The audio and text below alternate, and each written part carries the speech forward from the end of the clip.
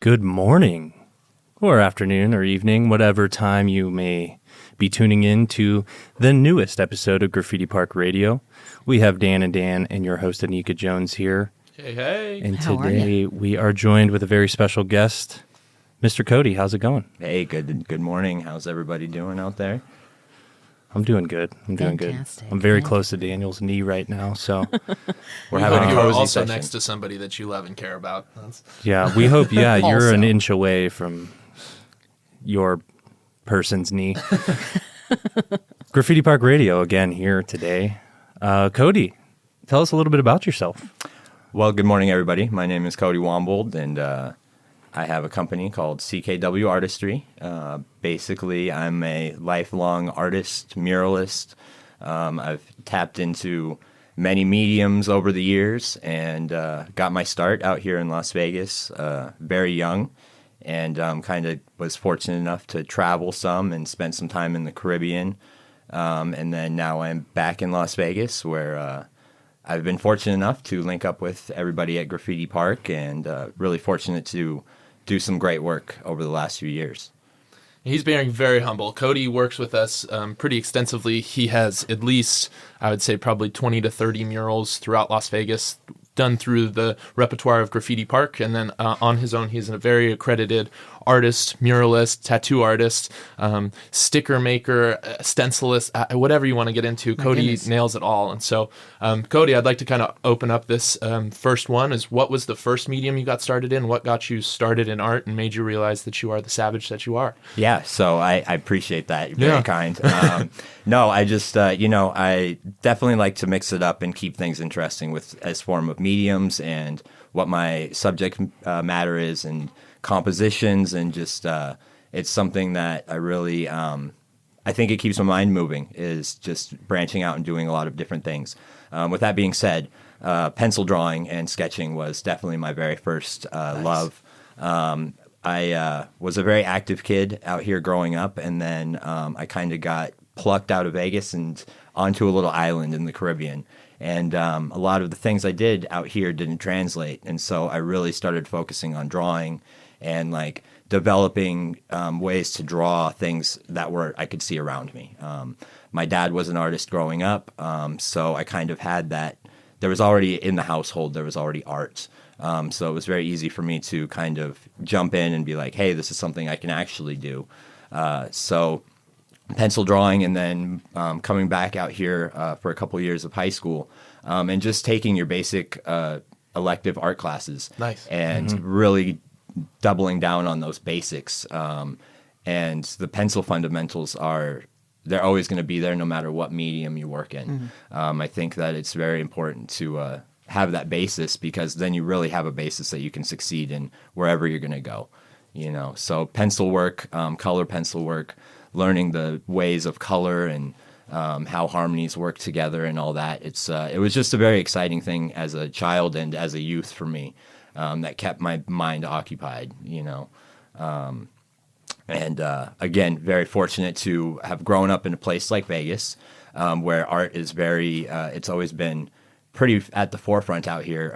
Even back to when I was in elementary school, we had the project for the D gates at McCarran Airport. Oh, wow. And they went to all the schools. There was a big art contest between the schools, and then one class from each elementary school got chosen to have their work in the D gates, which is still there today. Yeah. Those tiles? The tiles, nice. yeah. And so, like, my class, we won that for our school.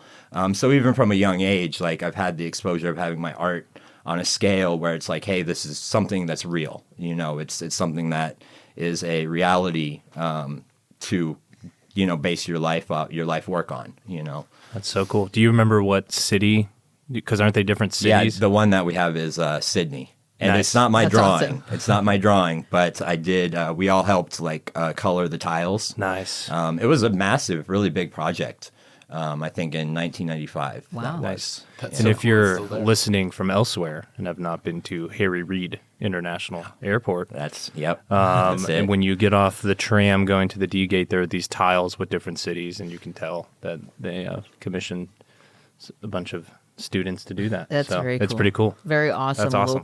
local sort of history there. Yeah, share with us. for That's very sure. cool. Now you talking about the scales and doing something as large as murals, and then something as when you're like in 1995 when you're a kid doing something as small as a tile. Mm-hmm. How did you transition from these large scale pieces to something as small as something personal and intimate for a particular client? How do you wrap your brain around how am I going to get on this piece, even though it's like this tiny thing or this huge world of things to create? So it's definitely taken a long time to figure that balance out. From going from small to large, a lot of my work is quite detailed. I like to pack in a lot of little Easter eggs and things like that.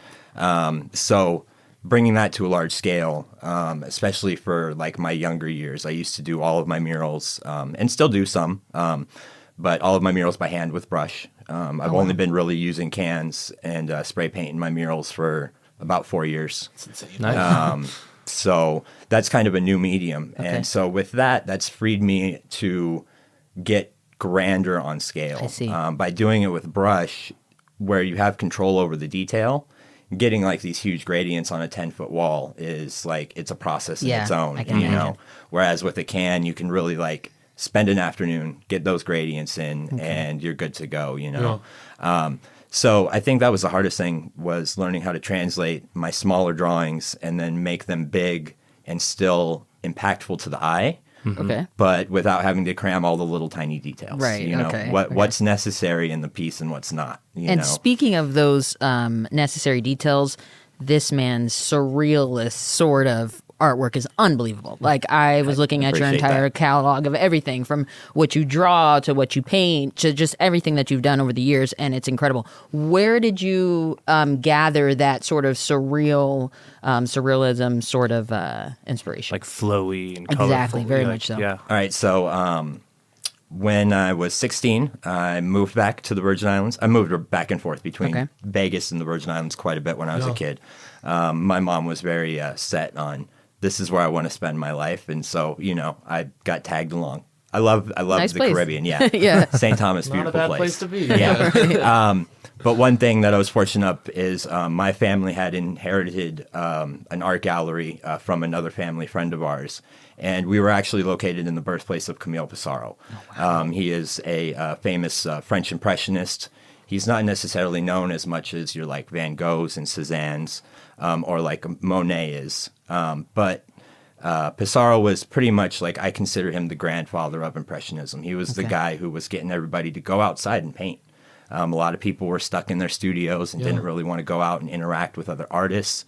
And he was getting people to go out and fellow artists to go out, and we're going to go sit on the bridge and we're going to all paint the same bridge every day. And by developing that plein air technique with oils, they really were able to capture the flowiness and how the day was unfolding in front of them. That's beautiful. So you could actually feel that street scene that they painted and like what the vibe was for that day, So growing up with that gallery from 16, I ran that gallery from 16 to 22. I was just talking about Pissarro and talking about the history of Impressionism and just really in it every day. So that helped me. By doing that research, it helped me grow with how I flowed my paint. And learning oil painting, I picked that up around the same time. The way you can manipulate oil paints is quite magical, and it's just it's its own medium on its own level, and being able to accomplish some of those techniques is really a tribute to how you can use the medium. Yeah. To relate that to some of our listeners, are you saying more like the Bob Ross style painting, where it's using a certain color on the background and then working them in, or would you mind explaining a little bit more when you say it's its own medium, it's its own? Yeah. side? So like oil is like oil paints. They are oil based instead of water based. So naturally they're going to take a lot longer to dry, which is one of the nice things about it, is that you can speed up the drying with mediums, or you can use it raw, and you're looking at between a 5 and 7 day dry to the touch. It takes months to finally cure when you finish an oil painting. But what that leaves you to do is you're able to manipulate the paint for that week while it's wet. So you can really go in and work it. And, Bob Ross, he worked in oil paints, and he worked as more of a impasto, like wet on wet, where it was like you're getting one painting one time, very much how the Impressionists did it. Okay. Just with different brush strokes is the only difference between those two artists really is the way the brush strokes were used. And some might argue color palettes. So the way that you can really manipulate the oils is they stay wet and malleable for many days. And then once they dry, the opacity of them is just so much more than anything that's water-based. Okay. So you can really build your tones up and really get your deep, deep tones and your really bright colors without having to rely on black and white colors. Or like multiple layers. Yes, Yeah. I don't have to hit, with like yellow, orange, green, any lighter colors in acrylic, you're usually dropping 3 or 4 layers on something, you know. And then with an oil, unless you break it down with a medium or with mineral spirits, it's more of you're putting it on there and it's there, and it's going to stay, It also, you can work with textures with oils too. Right. So being able to navigate oils at a younger age and then apply that to how I design my walls is kind of how that came full circle to where I can do them interchangeable. Is just kind of learning how to use all the mediums to get the same idea across, or the same image quality. Right. It's like oil paint. Sounds like oil paint is more of like 3-dimensional medium where you get more, not in the sense of like 3D art, but like there's multiple dimensions to it versus like acrylic. It's like, it can be on there. Yes, it's super thin, you can build it up, but it does take a lot more work, but then, also acrylics have the greatness of being able to lay down layers and layers so you can apply those washes. Okay. So you can kind of, in their own right, it has its own effect, because to get that effect with oils, I have to then go into the oil and break it down with mineral spirits.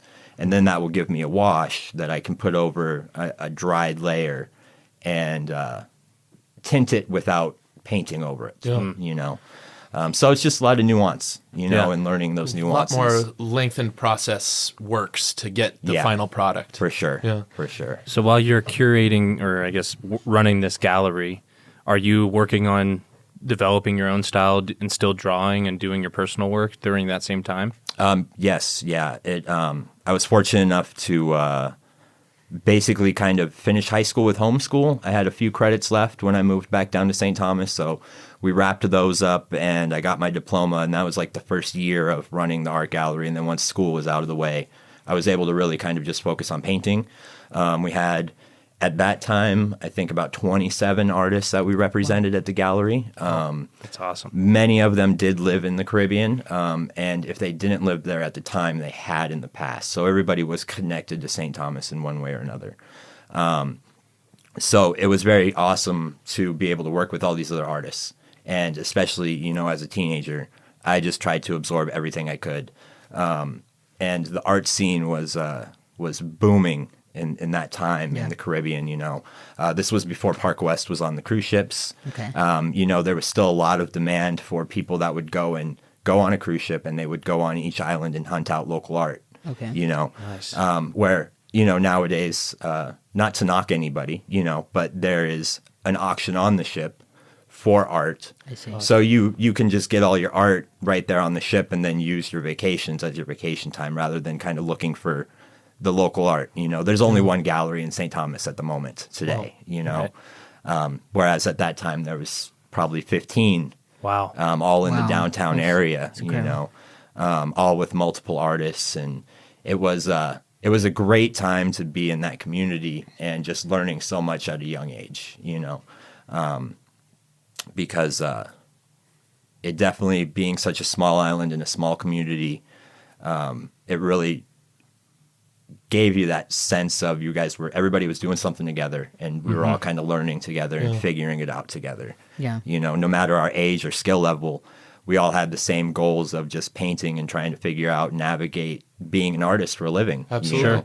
And you see so many other people with wonderful experience in both being successful and then also experience in the way of learning different mediums. And so kind of basing that conversation off of that, did you find that you were able to excel much faster by surrounding yourself with other artists? And were there certain key takeaways that you even think of now as a professional artist that you think back on that have given you some of the experience that's made you the artist you are today? I think that, a lot of it is just going out and working with other people, for better or worse. It's yeah, it's sure. Every experience isn't going to be the same experience. You're always going to have some wiggle room. I think that's how we grow, is from working with other people in different aspects of life and people from other places in the world, and really communicating that we have our personal views, but we can all work together to figure out a common goal, And I think that one thing about working, at that time with all the different artists, and then fast forward to today with the community of artists that we have out here, through Graffiti Park and all that, I've been blessed to work with some of the, kindest, best, hardest working guys that I've ever met, So it goes a long way to how motivated your community is to create this ultimate goal of having art in our community and trying to make it like just something that's seen, Absolutely. and making the youth know that this is something that can happen, and letting these kids in on the secret that you don't have to go and have a 9-to-5, or you can turn your 9-to-5 into something that you love. Absolutely. So I think that navigating the art world through different aspects of medium and, mural painting and art shows and gallery curation and things like that, it really, I've been lucky to kind of see a lot of the different sides of it, again, for better or worse. Yeah. It's a hard business. It takes a lot of work to, just keep yourself motivated sometimes. But it always comes full around because you're creating for yourself, and you're creating something for your community that you can really put your love into. And I think that's really just important to be able to nurture that. Absolutely. This is exactly what we are providing this platform for you and for others to hear this, exactly that. You're right on the money with that. In regards to exactly what you're talking about, did you notice that closeness and that collective happened so much more post-COVID? I know that you had moved back and forth, of course, a couple times before 2020. How much of that collective have you seen strengthen since 2020? So I've seen a lot of artists that I've been, I moved back to Vegas right about COVID time, Right. My experience previous to COVID, I was just getting back into doing the mural stuff. I had kind of been winding down my tattoo career. Yeah. It just wasn't really something that was making me personally happy anymore. Okay. And, we all have to make hard decisions for our mental health sometimes. Mm-hmm. And, Absolutely. when it comes down to what is going to make you healthy as a person, that's really where it comes down to with decisions you make in life, I think after COVID, I think we had a lot of people find that they could dabble in art and could, get this expression of things out because they had the time to do it. Yeah. And we weren't all stuck behind a desk Exactly or that. running our errands every day or going shopping, every day. So I think that a lot of people discovered talents. It brought a lot of people out, and it strengthened the core of who is out here to make a difference and who's out here to just do it because it's the cool thing to do. Mm-hmm. I think through Graffiti Park, again, we have a really good community of folks that we've done a lot of great work in the schools and just in general with the Boys and Girls Clubs and just working with the kids. And, art is such an important thing to have in the schools, especially with, a lot of art programs being on the back burner with a lot of educational programs these days, So at least, to have the kids be able to see it and look at it and it enriches them in some way. And I think that a lot of people post-COVID are looking for to have that sense of community rather than being the lone wolf. Because we all saw, we were all stuck inside and did the lone wolf thing, and it's a lot better together. Yeah, it's one of those, know. you don't know what you have until it's like gone. Completely, and then you're like, okay, what changes do I need to make Yeah. to capitalize on this in any aspect of my life? And then you double that down with, to your point, this recent exposure or like newfound love for creating. You put those things together, and then you have the opportunity to join a community out here, whether it's through Graffiti Park or just Las Vegas artists in general. Yeah, I think that's, it's a thriving area. We're fortunate to have a thriving area with a lot of artists, and a lot of artists that are really willing to work with everybody. I've found nothing but like good vibes with collaboration. Yeah, Yeah. Great. And That's do you great. find that as specific to Las Vegas, or have you found that in any other network in any other place? When it comes to like the large scale murals and stuff like that, it's definitely something new to me. Having a group of artists that I am as close with and trustworthy with as I do right now, I've never had in my life. That's great to hear. And I think that says a lot about the quality of work that we're producing, and everybody kind of just helping each other learn and grow. And maybe somebody's a great artist, but they're not good at paperwork, so let's get them good at the paperwork and help everybody build together. I think that's, in the long run, the work and what we are all putting out has grown significantly just because we've all been trying to work together so well. Yeah. I mean, that's what you're talking about is literally the impetus for a Graffiti Park Foundation in and of itself is working in that mural space and with artists and recognizing, to your point, of these fantastic talents that we, are exposed to and have had the opportunity to work with, not understanding the paperwork side of things or the client relations side of things or however that is. And that's literally when Dan and I were like, okay, well, how can we address that? Yeah, and then for sure. and then get people connected to folks like you, and like, how do you utilize your resources? What is the benefit of having a community? Yeah, right? for sure. And a lot of what we're trying to do is eliminate the stigma, obviously, but really show some of the trade secrets, which sometimes can be looked at in not the most positive way. But then on the back end of it, Dan and I see this opportunity to teach them resources, kind of to talk about what you talked about earlier, to see where's the work ethic. Are people willing to take these new skills and implement them into their business, into their lives, into their art? Or are these things that we could give away these trade secrets, but at the same time, if people aren't willing to go out and use them and utilize them and put them into their work and create new things and try new different methods, ultimately, we're not teaching anybody any of the trade secrets if people don't go out and do it. And so you are just a wonderful, shining example of somebody that's gone in, done all the things right, gotten the LLC, has the paperwork on the back end. We've hooked you up, got the insurance, the workers' comp, all of the nuanced stuff that it's not the sexy stuff. It's not the sexy stuff that artists want to deal with, but we are just so, we'll put you up on a pedestal, dude. Not only are you a savage, not only are you so incredibly talented when it comes to art, but you're also putting in all of the work on the back half that nobody gets to see to do it properly to set you up for longevity. And I think that can't be lost on some of these artists and some of the people listening, because ultimately you can have the skills, you can have the know-how, but until you get up and go out and do it, for sure, it's all fairy dust, Yeah, for sure. It's wazy. Absolutely that. Is there anything right now that you're working on that you're really, really proud of, or something that's coming up that you're really excited about that you want to discuss with us? So I just got done with a very awesome project with Clark County. Okay. I did a mural at the Parkdale Community Center. Nice. They have a little outdoor amphitheater area. And just some like real basic cement stairs. So I was approached to do a mural on the front of the stairs. Okay.